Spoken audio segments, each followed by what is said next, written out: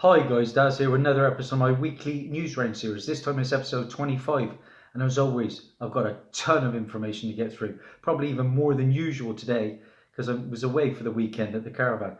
But we got a ton to get through. As always, I will try not to rehash my hot comic book alerts. That is for you to go back through and check. But there will be spoilers, be warned. Got a lot coming this time. Okay, starting with a film that I watched at the weekend. Monday actually, I watched it with my daughter. We went and saw Hellboy, and despite the 9% rating, it crazily got on Rotten Tomatoes. I thought it was brilliant. Honestly, I'm a big fan of the original Ron Perlman Hellboy, but this guy, he's right up there. Trust me, there were some good laughs, and it is brutal. It could be an 18 for the violence, but go and see it. If you don't believe me, just check it out. Great film. But anyway, Lionsgate's R-rated Hellboy reboot eked out a 22 million opening weekend globally. And that breaks down to 10 million internationally and 12 million in North America, which is 25% less than the 16 million tracking numbers expected. And the film was shown in 3,303 locations in North America and 41 markets abroad. And according to surveys, 56% of Hellboy's opening weekend audience was male, and 64% were over the age of 25. Disappointing. I hope they get a sequel. I think it deserves one. I really do. Now, talking of independent properties, the showrunners of FX's Why the Last Man, which has been shortened to just Why, have announced their exit from the series over a disagreement with the network. Asda Masaka Kroll broke the news on her own Twitter in a letter co-signed with co-showrunner Michael Green. Sad news for fans of Why the Last Man today. FX has decided not to move forward with our series in its current form, Kroll tweeted. We're grateful for everyone who came together to make our pilot and build the world of Why. Our writing staff, director Melinda Mazzucas, DP Rodrigo Prieto, and cast including Lashana Lynch, Barry Keoghan, Diane Lane, Imogen Poots, Amber Timblin, Juliana Camfield, and of course the minds who started it all, Brian K. Vaughan and Pia Guerra. We hope to reward their talent and their trust, not just with the success, but with a show that had something to say in a time where things must be said, Kroll continued. As Why fans ourselves, we hope the future allows just that. Now, FX ordered a Why pilot in April of 2018, with production beginning in August. While it hadn't been confirmed if the pilot was completed, the network ordered a full first series of the show in February of 2019. Now, FX is reportedly moving forward with the series and the cast, and now is seeking a replacement for the showrunners, according to Deadline. I've never even seen the Why the Last Man comic. If I had, it would be mine for a nice price. But I don't know too much about it, but I know there's a big fan base for it. And that issue 1 goes for some serious coin. I'm going to show you actress now, Michelle Yeoh, who I saw recently, I believe, in Star Trek Discovery. Well, Michelle Yeoh has been cast in James Cameron's Avatar sequels in the role of Dr. Karina Moog. I'm excited for these Avatar sequels. I was a huge fan of the first one. It was my mum's best film for ages until she saw Aquaman. But I remember watching that for the first time, and it just blew my mind. The special effects, the creatures, the world, stunning. Now, no further information on Yeoh's character has been revealed. The casting was announced on the official Avatar Twitter account. It's unclear if Yeoh's role will extend beyond the first Avatar sequel, with Cameron planning 3 more movies to ultimately comprise a 5-film movie series. Yeoh herself is no stranger to genre projects, appearing as the series regular in Star Trek Discovery and in a cameo as Aletta Ogord in Guardians of the Galaxy Volume 2. I don't remember her in that. But Avatar 2 is scheduled for December the 18th, 2020 theatrical release. Cannot wait for that. Strange, isn't it? Because the main star, Sam Worthington, he's never really gone on to great heights in his acting career. That was the film that really did it for him. Kill List writer Amy Jump has been hired to write a sequel to 2018's Alicia Vikander-led Tomb Raider reboot, according to Deadline. Now, Ving Hender is expected to reprise a role for the planned sequel and has reportedly endorsed Jump as the film's writer. No projected release date for the entitled Tomb Raider sequel has been reported. Didn't see it. Wasn't really too interested in it. My daughter wanted to see it, I know.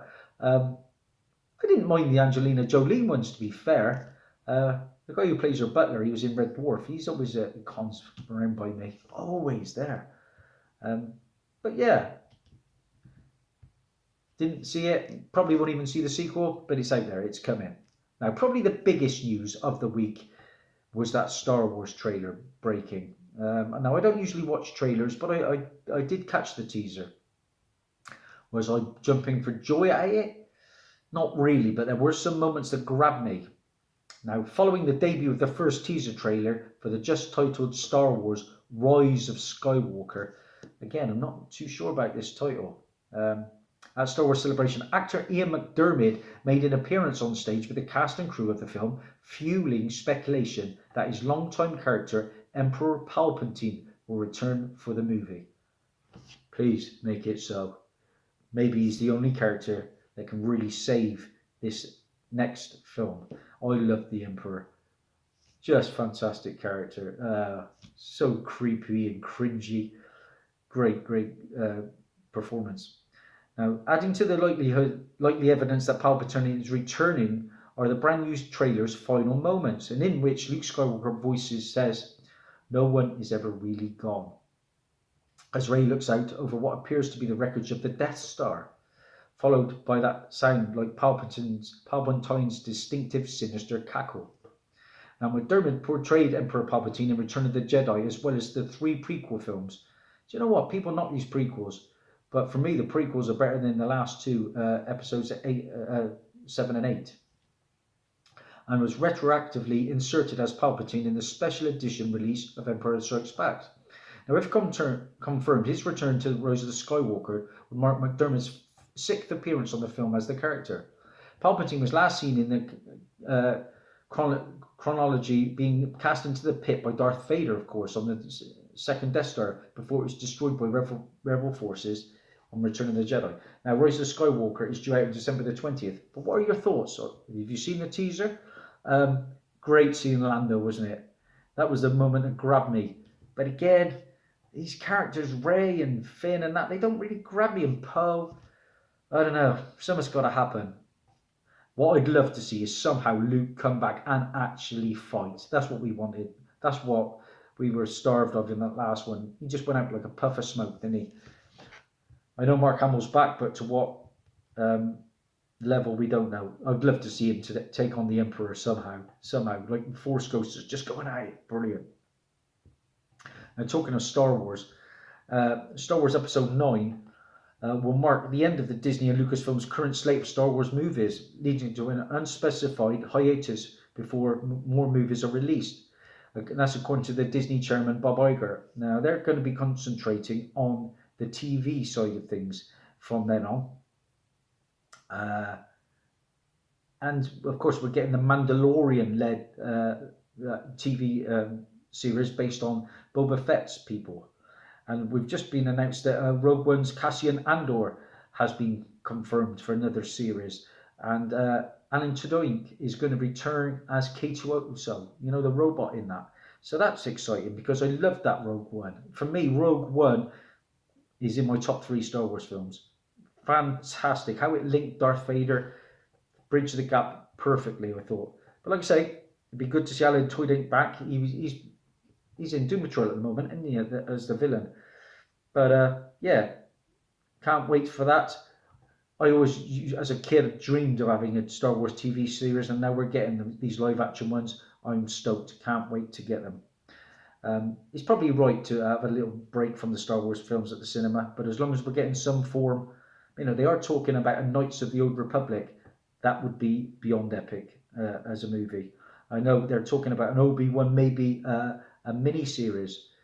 So that's something else that could well come to fruition. And they've also discussed a Bounty Hunters film and a Yoda movie, from what I've been reading. Game of Thrones actor Ian Glenn. This is Ian Glenn, guys.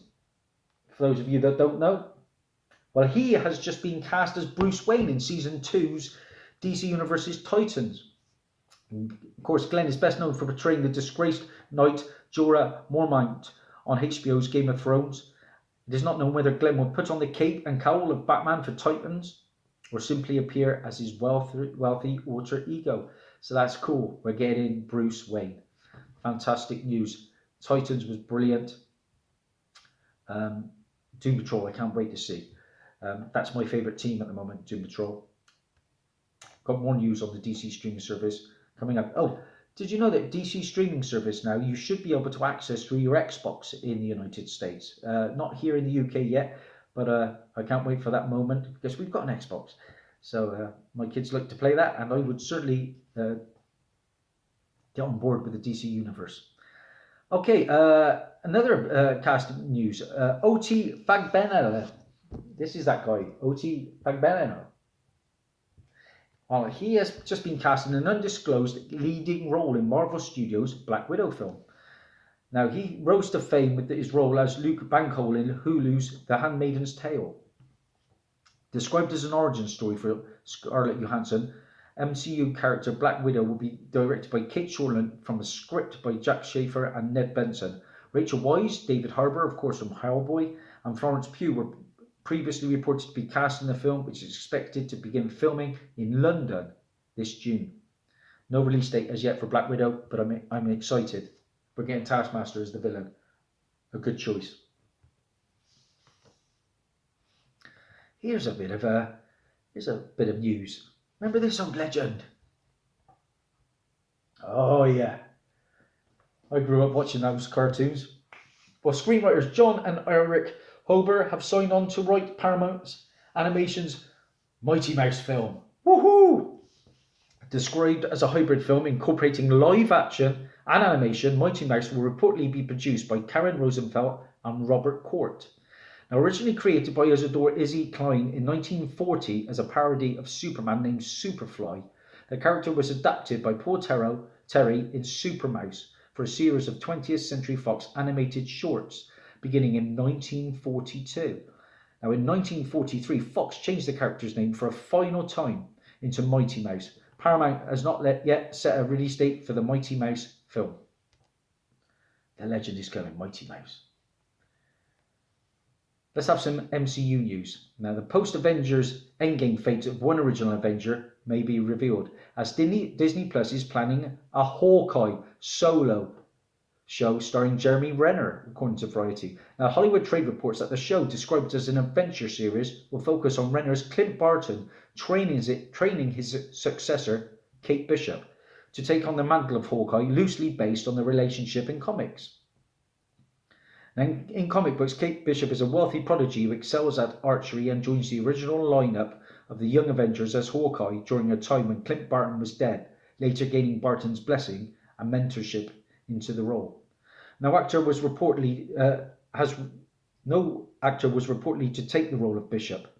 Marvel Studios president Kevin Feige recently hinted at a potential MCU Young Avengers style team between two heroes, potentially including fellow founding comic book Young Avenger Cassie Lang.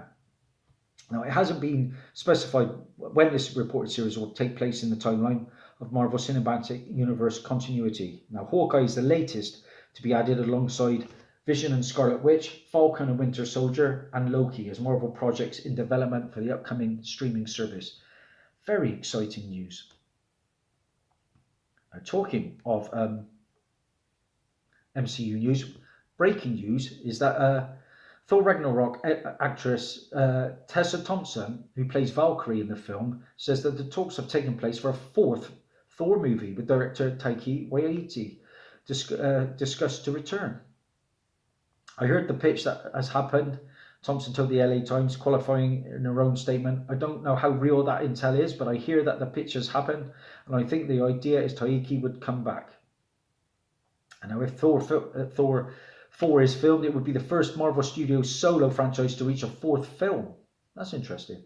It would also mark the third time working together for Ragnarok co-stars Thompson and Hemsworth. Of course, they are in Men in Black International as well as Thor Ragnarok.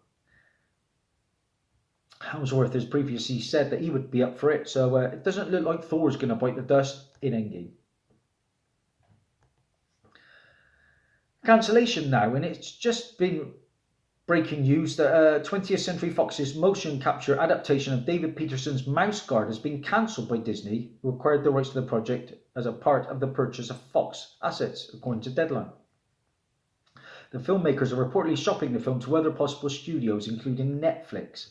They want to go with the more PG and R-rated films as regard to the primarily family-oriented films of the Disney label.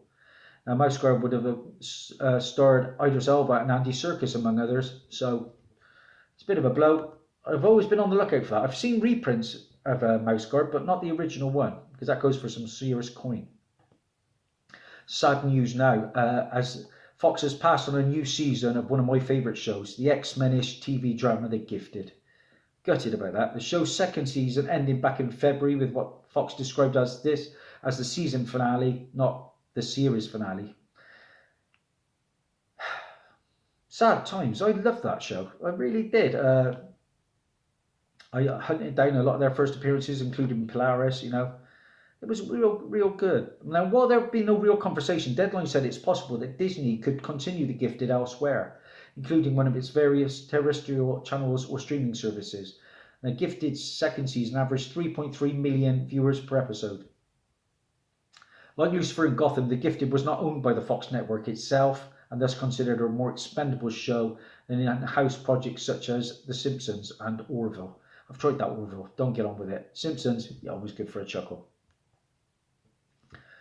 Watched Shazam recently, thoroughly enjoyed it. DC are fighting back. The last two DC films have been better than Marvel, just my opinion.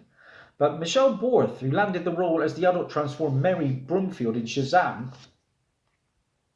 this is her, Mary Borth, has come out and stated that she has signed a 5-picture deal just from an audition tape. You know, she's saying that these things never happen. Audition tapes get you such a long line of work. But by all accounts, Mary Marvel, the character she is supposedly playing, is going to be appearing in 4 more films. And one of those is obviously slated to be Black Adam.